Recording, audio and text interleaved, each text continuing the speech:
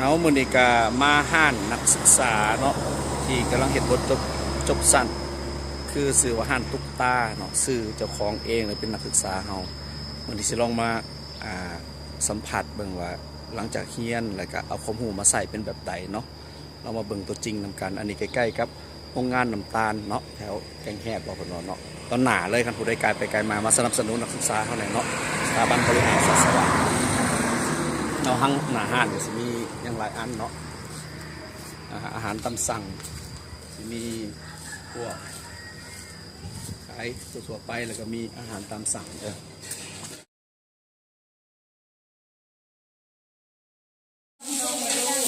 มีแม่แล้วก็มีลูกสาวลูกค้าโซนนี้2 โลเนาะ2 โลซีซั่นเหมือนบ่ใกล้ๆกับห้างของงานน้ำตาลเนาะถ้าผู้ใดไกลไปไกลมาอย่าลืมมาแวะเด้อเนาะห้านนี้รับประกันได้อันตามสั่งแม่นบ่ตามสั่งซื้อว่าหั่นตุ๊กตาเนาะตอนหน้าโรงงานอันน้ำตาลบ่แล้วก็มีของกินตามสั่งมึงดูว่าอันน้องสามารถเอาความรู้ที่เรียนกับซิมเนาะบริหารศาสตร์สวรรค์เนี่ยเอามาปรับใส่กับธุรกิจตัวเองกับแทนจังได๋เนี่ยหนึ่งก็คือวิชาบัญชีนะตอนนี้ต้องรู้จักแล้วว่าต้องได้จดบัญชีลงบัญชีทุกอย่างนะแต่ค่าใช้จ่ายต่างๆรายรับรายจ่ายเนาะรายจ่ายต้องได้จดบทเรียนมากก็สามารถสรุปได้ว่าในเดือนนี้ได้กำไรหรือขาดทุนได้รายปันใดหรือว่ารูปรายปันใดแล้วก็เดือนหน้าสิสามารถสร้างกำไรเพื่อมาทดแทนสิ่งที่รูปได้บอกประมาณนี้แล้วก็2มากับวิชาภาษาอังกฤษเขาสื่อสารกับลูกค้าเนาะต่างประเทศเวลามา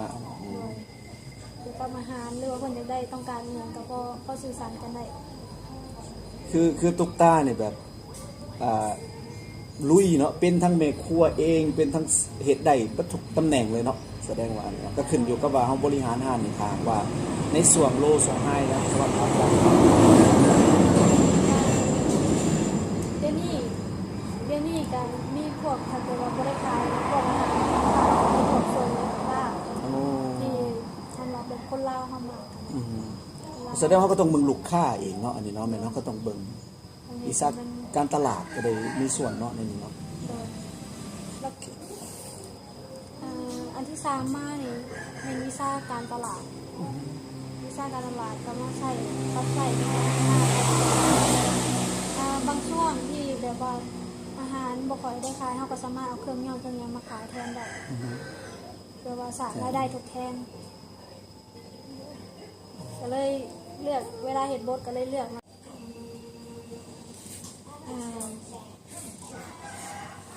หลังจากนั้นน้องก็เลยเลือกที่จะเฮ็ดบทเกี่ยวกับอาหารของตัวเองเพื่อที่ได้ให้อาจารย์พ่อมาแหละแนะนำน้องตื่นว่ามีหมองเลยที่มันยังบกพร่องหรือว่าต้องปรับปรุงอีกน้องก็เลย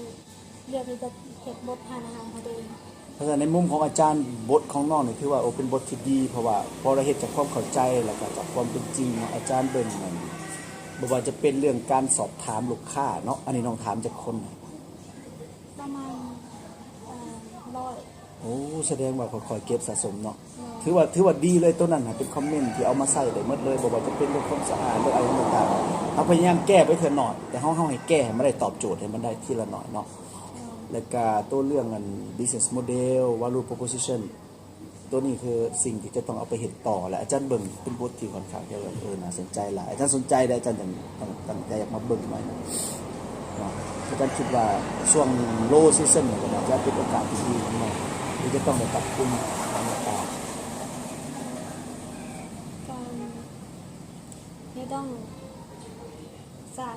กำไรในช่วงท้ายปีนี้ก่อนแต่เห็นว่าน้องสิมีต่อยอดสิคือถึงเรื่องอันที่พักอาศัยต่อมันบ่เพราะว่ามีลูกค้าเขามาทำประทานอาหารแล้วเขาเจ้าว่าคือสิดีถ้ามีของเฝ้านำที่พักเนาะที่พักให้เขานำเขายังบ่ต้องไปใส่ไก่เนาะเดี๋ยวตื่นมากกับสามารถย่างมากินอาหารได้เขาไปเฮ็ดเวียกมาเฮ็ดให้ เขาก็ยัดเวลาได้หลาย โอ้แสดงว่าน้องได้ร่วมกับลูกค้าอีหยังต่างๆว่าถามเขาดีอันนี้เขาจะได้ฮู้แบบสถานการณ์เนาะสิได้จังได๋แต่ว่าอันที่ผ่านมานี่น้องบ่ได้ยืมเงินธนาคารเลยนะมันเขาคอยเฮ็ดแล้วเขาเก็บแล้วเขารักษาเขา โดยก็อาจจะมีอย่างเครดิตจากแม่ค้าก็เล็กหน่อยนะบ่เกิน6 ล้านกีบ หมายความว่าจังได๋เส้น เพราะว่า เส้น ที่เค คู่ ย ค่า ที่ กับ เคย เฮา เฮ็ กั ด บอ๋อ เฮ็ดมาก่อนแล้วหาปีเนาะก็รู้จักกับเขา แล้วก็บัดนี้ก็เคยสั่งเครื่องน้ำเขาแล้วเฮาก็จ่ายเป็นปกติอะนะ อ๋อ บัดนี้เฮาก็เลยเฮ็ดเฮามีเครดิตได้ เป็นเครดิตเนาะนี่เนาะ เครดิตเขาก็ไว้วางใจเฮาได้ แล้วว่าเอาเครื่องมาก่อนแล้วก็คอยมาเก็บกำลัง โดย โอเคโอ้อันนี้ก็ถือว่าบ่แม่นอันนั้นเนาะก็จะเป็นธุรกิจค้าขายเนาะน้องอยากแนะนำน้องๆที่แบบเรียนจบใหม่อยากบอกเขาจังไดถึงแบบวิธีคิดเนาะอาจารย์เบิ่งหลายๆอันก็น่าเป็นห่วงแน่เนาะอาจารย์ว่าอันนี้ก็คือเป็น SME อันหนึงซึ่งอาจารย์เองก็อยากส่งเสริมแล้วก็อยากให้คนบ้านเฮาและโดยเฉพาะคนรุ่นใหม่แบบน้องเลยคิดแบบนี้นะน้อยคนที่เขาจะเขาสนใจเขาคิดว่าต้องไปอันอื่นหรือเป็นที่พึ่งแต่การพึ่งตัวเองคิดแบบน้องน้องอยากแนะนำน้องๆที่เรียนจบใหม่อะไรอยากอันนั้นได้จังได๋ น้องคิดว่าอันในธุรกิจของในการเฮ็ดธุรกิจนี่มันสามารถสร้างกำไรได้พอสมควรถ้าตั้งใจเฮ็ดให้มันดีสามารถสร้างรายได้ได้แล้วก็เฮาสามารถนำคำพูดนี้มาผสมผสานกันได้แล้วก็มันเป็นอาชีพที่มันสุจริต แล้วก็ภูมิใจเนาะ ภูมิใจ ก็ขอบใจอาจารย์เองในฐานะบริหารสถาบันบุรีรัมย์สวรรค์ก็อยากมาให้กำลังใจเนาะแล้วก็แนะนำแขกคนผู้ใดไกลผ่านไปผ่านมาและอย่าลืมมาแวะห้านตุ๊กตาเนาะห้านของนักศึกษาสถาบันบริหารสวรรค์เฮาเองเนาะเป็นเจ้าของเองเนาะสร้างเองแล้วก็มาส่งเสริมเนาะคนรุ่นใหม่ที่ประกอบธุรกิจเองเนาะอาจารย์ก็ขอให้น้องเจริญไปเรื่อยๆเด้อตุ๊กตาเด้อ เนาะมื้อนี้มาซีมให้นี่ฝีมือเนาะนักศึกษา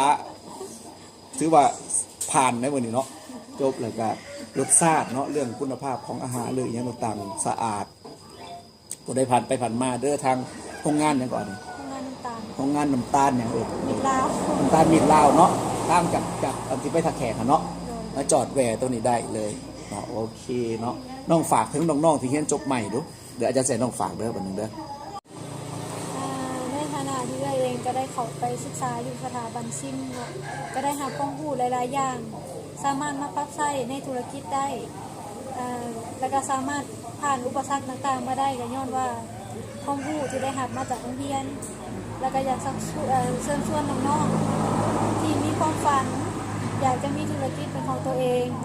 หรือว่าอยากได้ความรู้ความสามารถประดับตัวเองไปในอนาคตเนาะสามารถเข้ามาศึกษาที่สถาบันที่นี้ได้เพราะว่าครูอาจารย์ทุกคนเป็นตั้งใจอยากจะให้ความรู้เฮาแท้ๆแต่เฮาตั้งใจและ